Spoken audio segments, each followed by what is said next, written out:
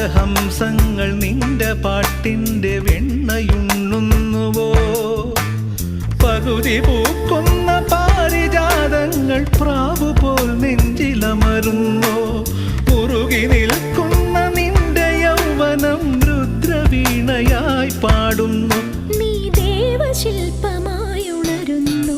ഇതൊരമരഗന്ധർവയാമം, ഇതൊരനഘ സംഗീതം.